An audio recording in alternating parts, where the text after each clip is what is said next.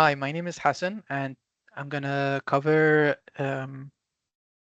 specific inflammations, which are a group of five questions found in general pathology that share one main thing, which is granulomas or granulomatous inflammations. And that's what makes them specific, because not a lot of diseases have granulomas or formed granulomas, and uh, it's easy to differentiate from other diseases.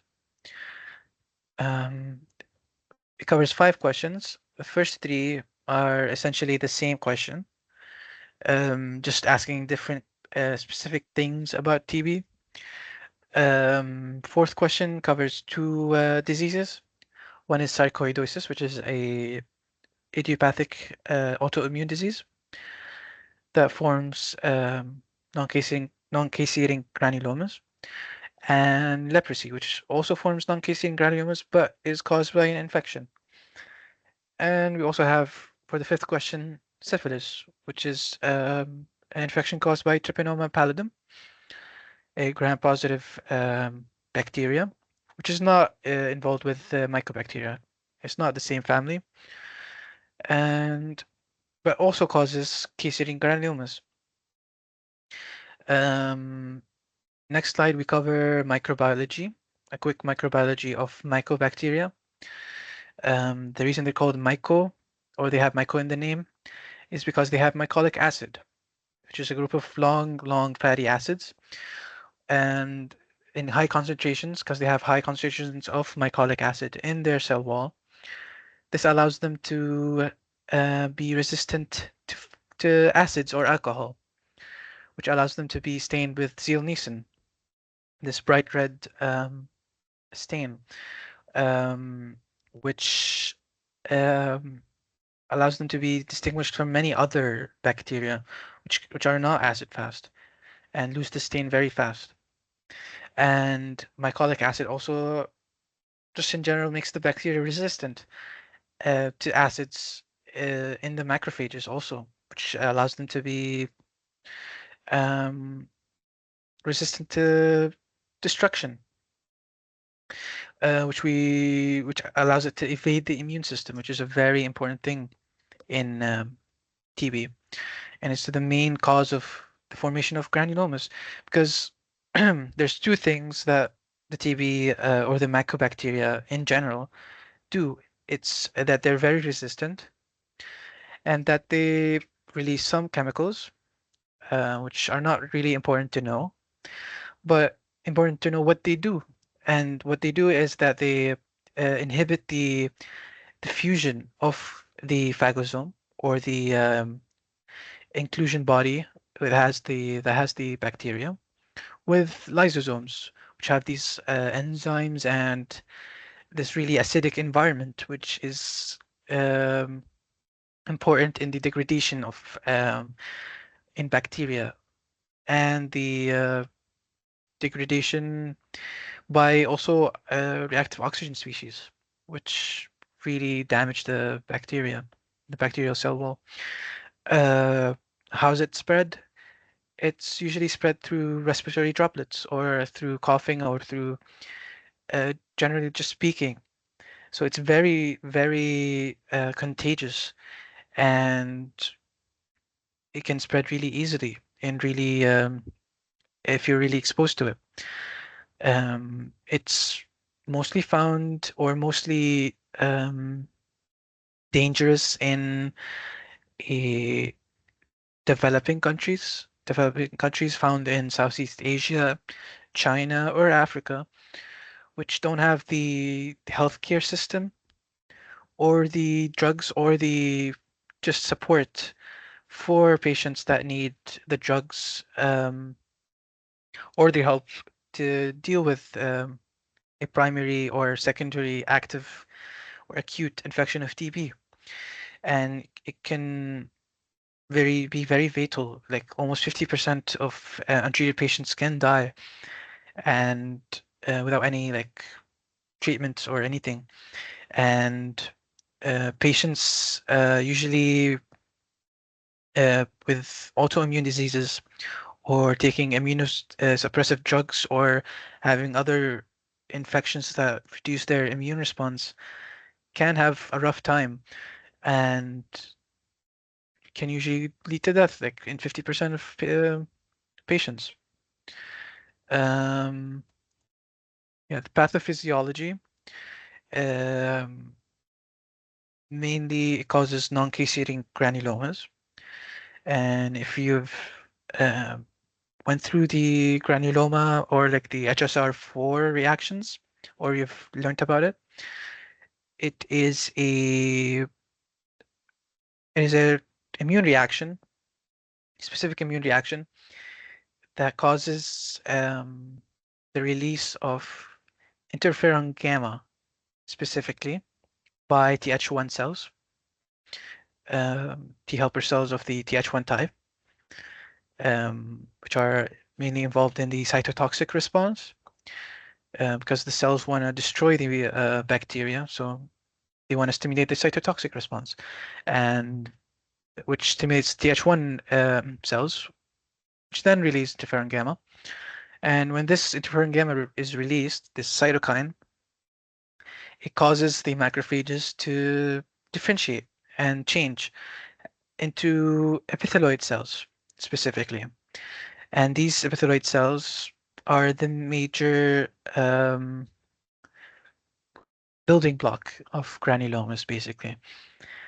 By surrounding this foreign material or foreign bacteria or like anything that can be destroyed by the immune response, or like an immune response or be degraded, like the mycobacterium.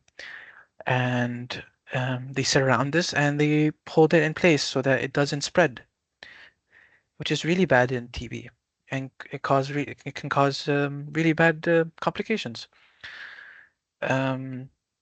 Also, TNF alpha is important for maintaining granulomas, and it's released by the macrophages. Macrophages that come to the site and try and degrade the or like destroy the TB. What is important about TB is knowing what a Gone focus is, or a Gone lesion. And Gone lesions are these granulomas, which you can see on an X-ray or a CT. You can kind of see them. They're like consolidations, and they're usually found in the lower lobes near the pleura. And if they are really bad and you're late into the disease or infection, they can spread and they can spread into the lymph vessels and go to the hilum or the hilar lymph nodes and cause lymphadenopathies. And if you have a gone focus or a granuloma on one side of the lung with an ipsilateral or on the same side a lymphadenopathy in the hilum or in the hilar lymph nodes, that combination is called a gone complex. And that's important for diagnosis, but there's other ways of diagnosing TB, but this is one way of um, seeing it on an X-ray. Granulomas have this basic structure. This is a picture of a granuloma, and it specifically shows mycobacteria. And what's special about TB granulomas is that they have a necrotic center. And that's really important because that means there's cell death in the center, and there's this accumulation of necrotic tissue and this fatty caseous fluid, which is why we call them caseating granulomas, because they build up this necrotic tissue in the core, and as it builds up and builds up, this granuloma pops and allows this caseous fluid with the mycobacteria and all this necrotic tissue to spread, and that can really be bad. if it spreads to the wrong places. And as you can see, there's vasculature around it, so it can definitely go through the vasculature and spread and get disseminated. This is a picture showing the difference. It also shows sarcoidosis in with non-caseating granulomas. And here's the histological difference mainly. Here you can see like in caseating granulomas, there's no nuclei in the center of a granuloma. But in a non-caseating granuloma, you can see nuclei, which shows there's alive cells or like the cells are still there. Um, yeah. Phases of TB. There's um, primary infection, first entrance of the TB of the bacteria into the respiratory system or the lungs, and in if you're very exposed to it in very uh, high exposure areas, if you're, for example, working in a lab, in a microbiology lab, and you're working with TB, or if you're in a third uh, world country or developing country, you can get exposed to TB quite a lot. And it's mainly this repeated exposure to TB that causes this primary infection. Um, and this primary infection can lead to two things. Either a latent phase where the TB is enclosed with this granuloma, and then the granuloma is in itself fibrocalcified and enclosed and like completely um, covered, basically. And this allows the caseous necrosis on the inside and mycobacteria to be enclosed for a long time, so it's not spread, because that's what mainly causes the complications and the worsening of a TB infection. Now, that happens in 90% of people, but in 10%, where they're immunosuppressed or they're on TNF alpha inhibitors, which is not that common, but it mostly happens in HIV patients where they have HIV, they contract HIV, and they're heavily, heavily immunosuppressed. And this can cause uh, the degradation of granulomas, the reduced immune system or the immune attack system, which inhibits the spread of TB with forming these granulomas. So if the granulomas degrade and the caseous necrosis spreads, this allows the TB to become active and move from place to place and cause this active acute infection. Um, in secondary or post-primary tuberculosis, and this happens in 10% of people that go into latent TB or TB tuberculosis, um, they have a reactivation of TB where they can also contract HIV or they go through immunosuppression, they take some immunosuppressive drugs or like any immunosuppression in general can cause reactivation in latent TB. And they usually have the same symptoms and complications of primary TB, which is this acute infection and spread of TB to certain body parts and organs. Reinfection can also cause a post-primary or secondary TB, but what you need to focus on is the immunosuppression. I think that's more common and more important. Yeah, and if we move on, I discuss the primary and secondary TBs and how different they are. The only difference between primary and secondary is how they form or in what stage they form.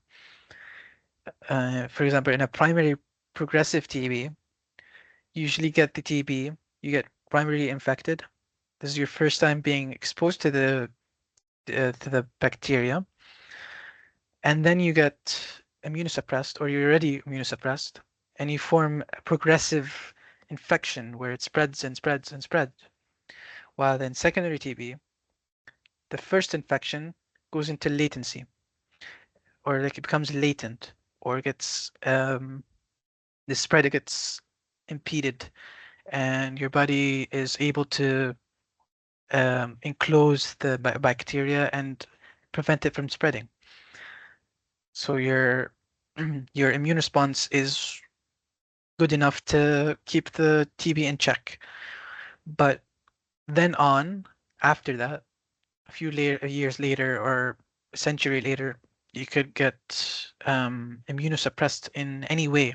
You can get HIV, or you can get you'll have to like take some immunosuppressive drugs, or for example, you take anti-NF alpha inhibitors, which all uh, reduce the immune response or somehow affect the immune response in a way that um, reduces the granulomas, um, reduces this fibrocalcification or Ranke complexes, and opens them up and allows for this caseous necrosis to spread and for the mycobacterium to spread. And when this the spread of TB happens is when all the troubles happen. Now, the basic symptoms of TB initially are like fevers, night sweats, and hemoptysis, which is like coughing up blood, coughing up blood with as the TB infects and spreads through your interstitium and through your lungs and up to the upper lobes, especially in like an acute reactivation or a progressive primary. And it's usually the movement of the TB upper to the upper lobes is a symptom of that, of like a progressive primary or a secondary reactivation. And can also cause a bronchopneumonia or pneumonia in general, specific pneumonias, which can lead to restrictive lung diseases. It can also damage the pleura, because they're so close to the pleura. In Gone complexes or Gone foci are usually subpleural. So if they keep growing and this inflammation and caseous necrosis and this damage and builds up around the pleura, you're going to have some damage and you're going to get some um, pneumothorax or some pleural effusions. Yeah.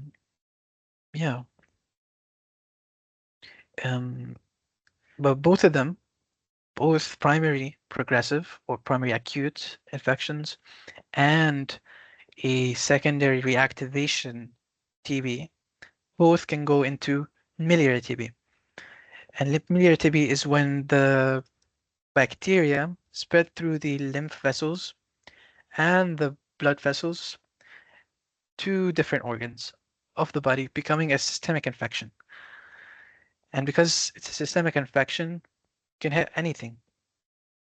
Um, but usually it hits certain things that um, we can usually see in most people, like a scrofula, cervical lymphadenopathy, basilar meningitis, Addison's disease, so they hit the adrenal glands, so there's inflammation there.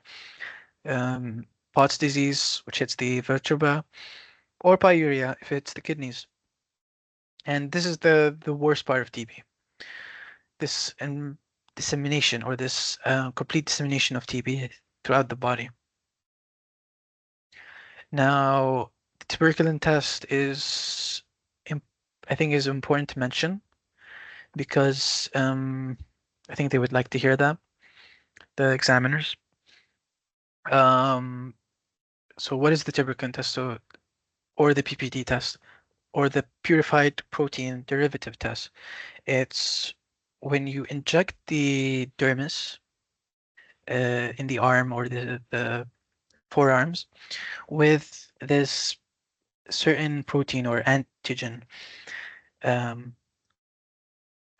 then you wait for a bit, maybe 2 or 3 days, and then you come back to the doctor, and then you check for the inflammatory response to that antigen. Um, and it's usually measured by the size of the inflammation, or um, this little growth there. And it's usually measured with a ruler. And if it's below 5 millimeters, that usually means it's negative, a negative test. So there's no past exposure or active exposure to the TB. So you don't have an infection or a past infection. And if it's above that, can go up to even more than 15 millimeters. And that's in patients with no risk of TB. If they're usually exposed to it on a day-to-day basis, or like in not day-to-day basis, but more commonly, they usually have more than 10 millimeters, or it's also seen in children. If the size of it is only above 5 millimeters, but below 10 millimeters, that's in HIV patients or immunosuppressed patients. So,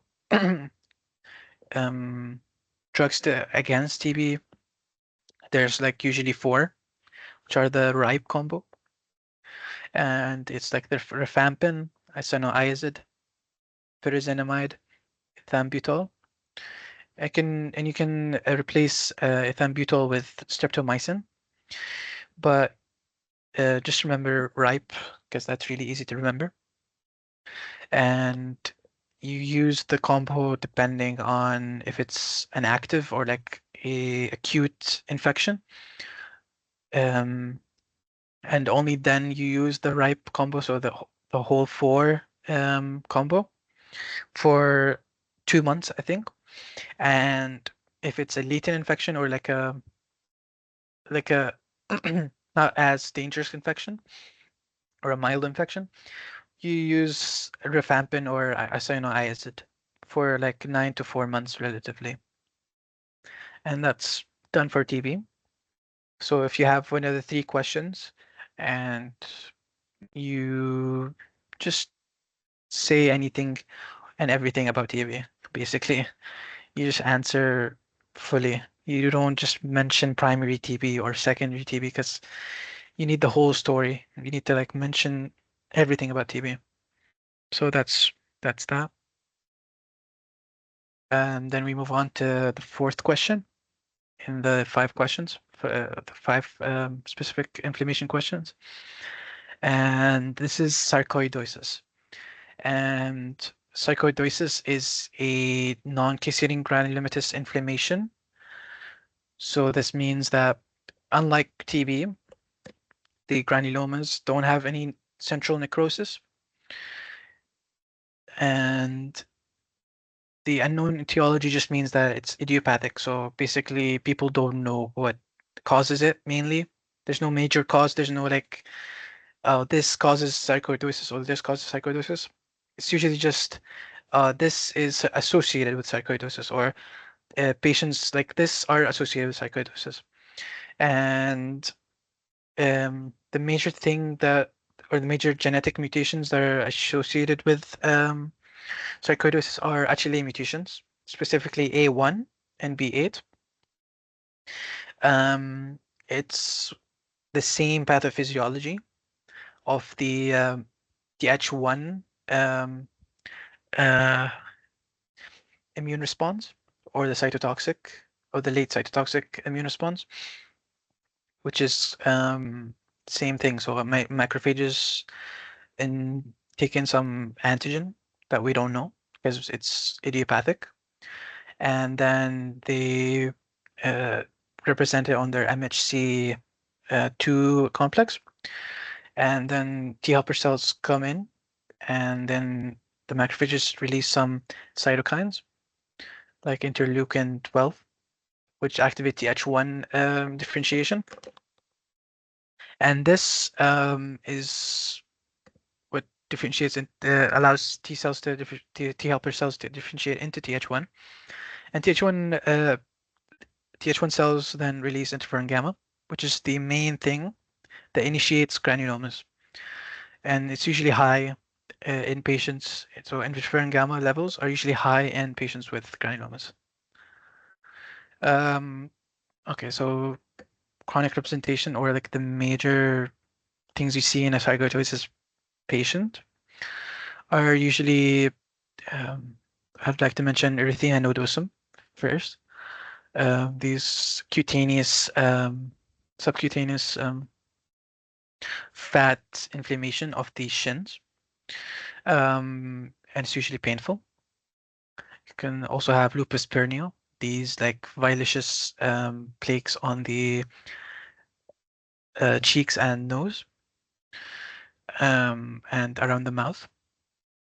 You can also see some lymphadenopathies, but those are general. It can also affect the lungs. If you have the granulomas in the lungs, you can have restrictive lung disease because there's the granulomas and the inflammation in the interstitium cause this decreased elasticity of the lung of the lungs, and um, decreased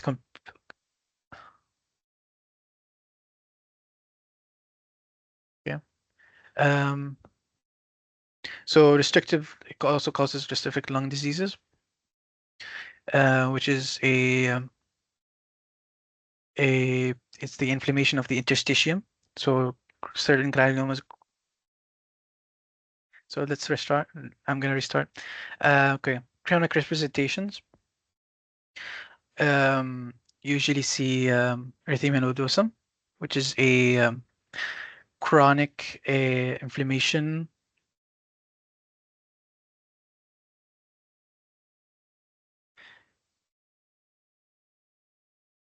I'm going to restart again. Um, okay, so chronic representations, or like common representations, or what you see in sarcoidosis, is erythema nodosum, which is the subcutaneous inflammation around the shins of this fatty tissue in the skin. You can also see lupus pernio, which is this violaceous plaques around the cheeks and cheeks, nose, and lips. You can see some lymphadenopathies, hilar lymphadenopathies also. Can also lead to restrictive interstitial lung diseases. If you have granulomatous inflammation around the interstitium, this can cause fibrosis of the interstitium and cause restrictive lung disease. You can also have granulomas in the uvea, and you can have uveitis. You can also have hypercalcemia, which is a weird finding, but is explained by the um, epithelioid cells releasing beta hydroxylase, which is an important enzyme in activating vitamin D. And when vitamin D is activated, it increases the levels of calcium in the blood, causing hypercalcemia. And hypercalcemia can later lead on to kidney stones, increased chance of kidney stones. Sarcoidosis can have acute phases or acute attacks, and it's called Lofgren syndrome, which is a fever with a triad of polyarthritis, migratory polyarthritis, erythema nodosum, and a bilateral hilar lymphadenopathy. Microscopy, we already saw non-caseating granulomas in the past pictures. But there's also the asteroid bodies we can find in the large multinucleated cells of the found in the granulomas of sarcoidosis.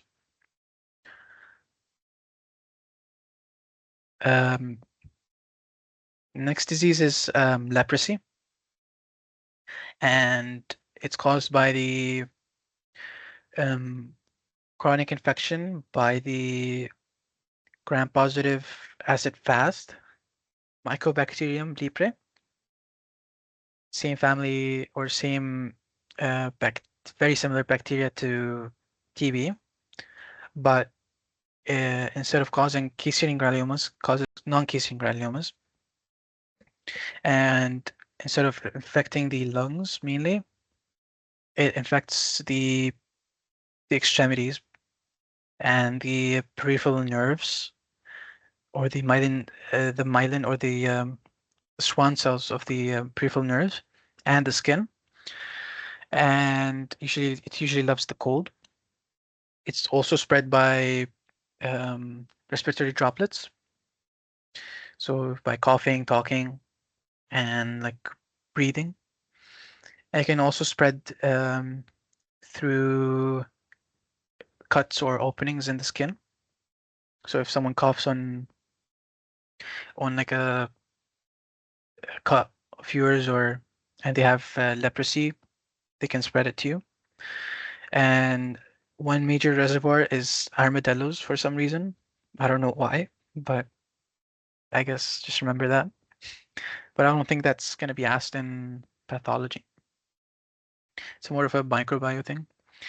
Um, yeah, there's two manifestations of leprosy. There's tuberculoid and lepromatous leprosy.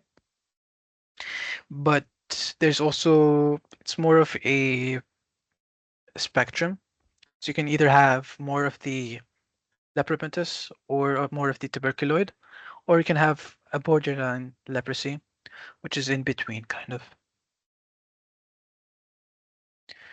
Now, what you need to know about the difference between tuberculoid and lepromatous is that tuberculoid is more like,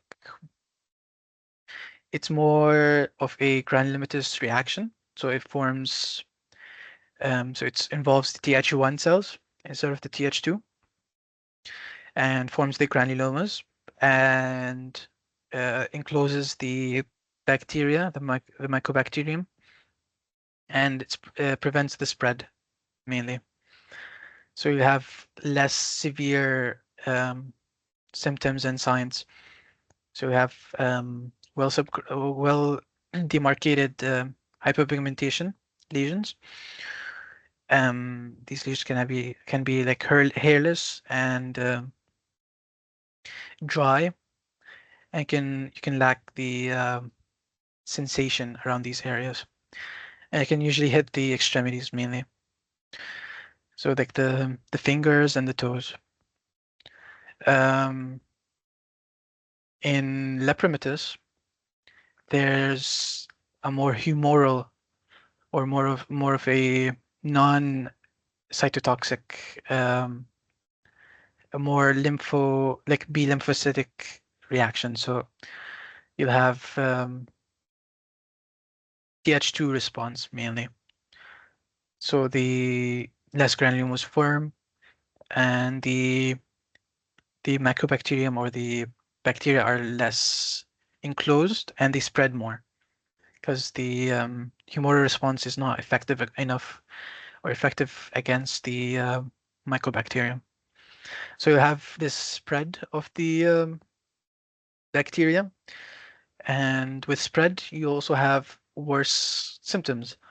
So you have these worse, less demarcated, and scary looking lesions, and these like nodular lesions with more erythema, with more burning sensations, less feeling, and even necrosis of the extremities. So you have finger necrosis, foot necrosis, and necrosis of the face, like the nose and the mouth, because of this lack of and demyelination, mainly demyelination of the peripheral nerves, because the mycobacterium infects the Schwann cells and causes demyelination. Um, And yeah, I need to mention leonine faces, which is a major uh, sign of leprosy. And you just need to remember that tuberculoid is has a better prognosis and is better usually a better reaction of the body to the mycobacterium, which causes less severe symptoms. While lepromatous has a more humoral response, which is less effective against the mycobacterium and causes worse symptoms with more damage to the peripheral nerves, to the skin, and to the face. With syphilis, which is the fifth question, it's an infection caused by Treponema pallidum. It's a gram-negative bacteria, usually spread through sexual activities, IV drug abuse, or through any body fluids, usually. And it's a really important um, congenital disease. So it's can go through the placenta from the mother. If the mother is affected with syphilis, the baby can get infected with syphilis. So there's two, adult syphilis, which is the acquired syphilis. So you acquired it from having sex or through um, being a drug abuser, I guess. Um, while congenital syphilis is spread from the mother, which acquired it through those means, to the baby. In adult syphilis, you have three main stages, or more, or four if you count the latent stage, which is like a a certain period of time where the person stays asymptomatic of syphilis, and then you have a worsening of symptoms. Okay, so you have primary stage, which is when you first get infected through sex, for example, or through kissing, or through any like cuts or openings in the body.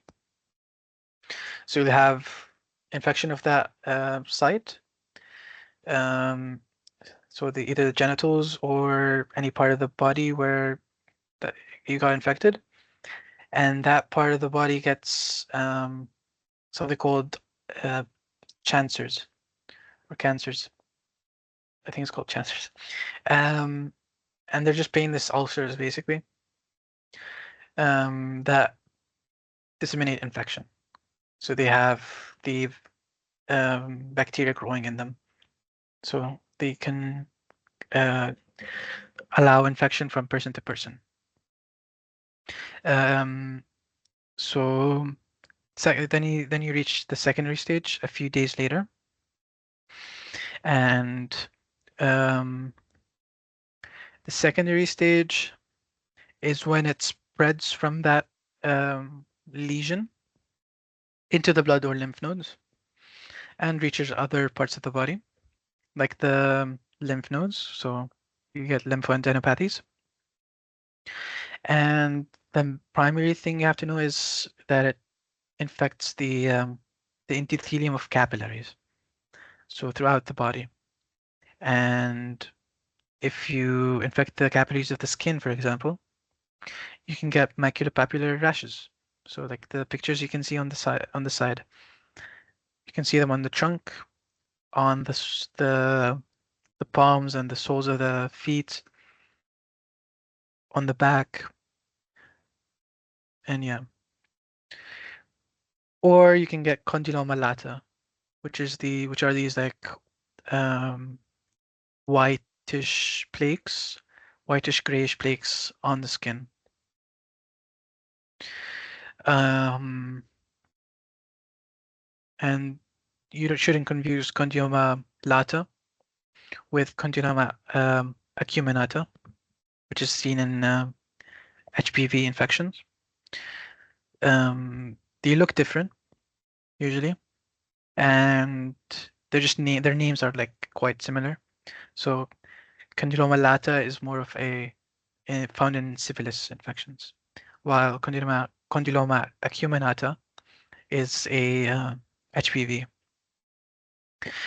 Okay, so after the secondary stage, you can get a latent stage. So if you fight the infection enough and you prevent further transmission, you can go into a latent stage where the bacteria just hide in the capillaries of different organs.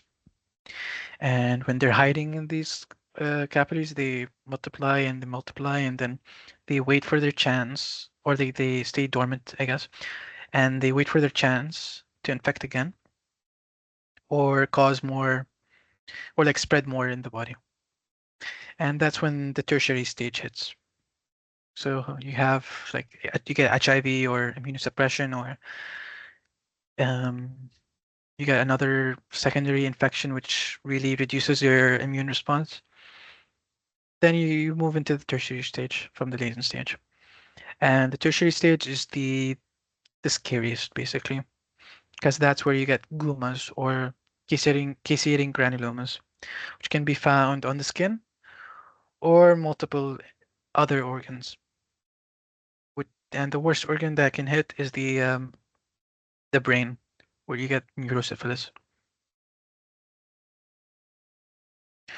Okay, more about the tertiary stage, or the gumas. Um, yeah, gumas just destroy tissue and they look horrible. And you can see them on the skin, like that picture on the right. And they can hit multiple other organs.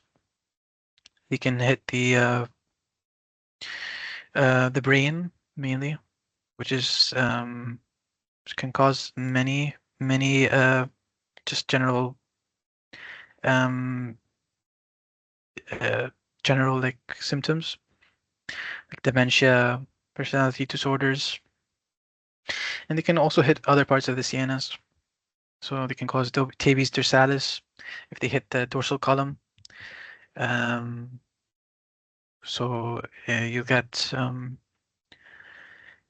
uh, reduced um, sensations and proprioception, paresis, so inability to move body parts basically, or it's very hard to move move body parts. And that depends on which part of the spinal cord hits. And you can also get Argyll-Robertson um, syndrome or pupils, and it is the inability of or the or like a damage to the reflex of the light reflex specifically, while sparing the accommodation reflex. So you get um, so you'll get no constriction and dilation of the pupils with light, with the lack of light, or with light, but you'll still have an accommodation reflex. So if an object is closer to you, your eyes will still um, accommodate, and your pupils will constrict. But if you tested this patient with like with a torch, for example, their their like normal light reflexes will be gone. Yeah, you can also have aortic aneurysms and valvular diseases because of the inflammation gumas that can form there. Yeah, and you can have aortic aneurysms by capillary inflammation, specifically of the capillaries supplying the aorta. And if you have chronic inflammation of these capillaries, then eventually you'll just damage the wall of the aorta and cause an aortic aneurysm. Okay, and then you got congenital syphilis. And yeah, you just have to remember the different symptoms, like saddle nose, Hutchinson's teeth, frontal bossing, saber shins, and Rekhad. And you just need to you don't even need to remember their names. Just try and remember what they are and how to describe them, because that'll help you.